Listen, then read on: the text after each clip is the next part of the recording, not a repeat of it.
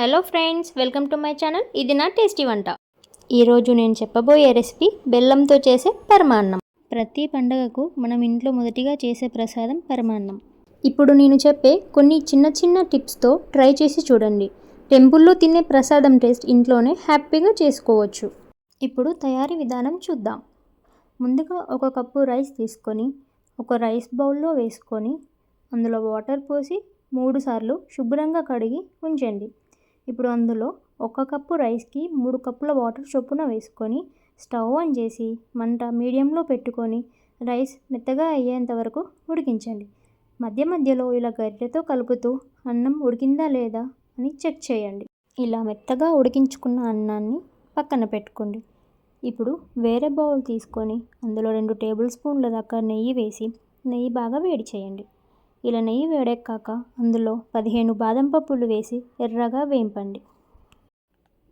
ఇప్పుడు జీడిపప్పులు కూడా ఎర్రగా అయ్యేంత వరకు వేయించండి. అలాగే కిస్మిస్ కూడా వేసుకొని ఎర్రగా అయ్యేంత వరకు వేయించుకొని ఇలా వేయించుకున్న డ్రై ఫ్రూట్స్ అన్నీ ఒక బౌల్లో తీసుకోండి.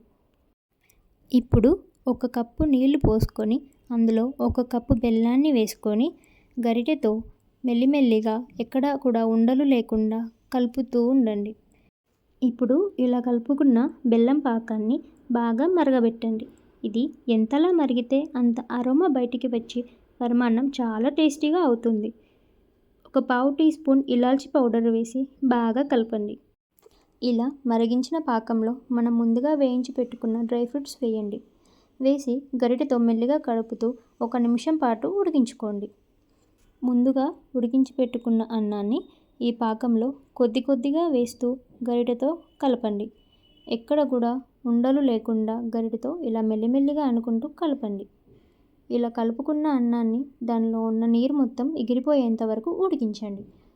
ఇప్పుడు 1 స్పూన్ వరకు నెయ్యి వేసుకొని ఇలా కలుపుతూ అందులో 1 స్పూన్ వాటర్ మిలన్ సీడ్స్ వేసి ఒకసారి కలుపుకొని మూత పెట్టి 1 నిమిషం పాటు ఉడికించండి.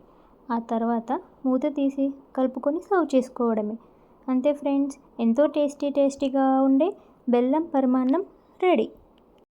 ఈ రెసిపీ చాలా టేస్టీగా ఉంటుంది. ఖచ్చితంగా ట్రై చేయండి. అలాగే టేస్ట్ ఎలా ఉందో నాకు కామెంట్ బాక్స్లో మెసేజ్ పెట్టండి. ఈ వీడియో మీకు నచ్చినట్లయితే లైక్ చేయండి, మీ ఫ్రెండ్స్ అండ్ ఫ్యామిలీతో షేర్ చేయండి. అలాగే సబ్స్క్రైబ్ చేసుకోండి. మళ్ళీ వీడియోలో కలుద్దాం. Bye bye.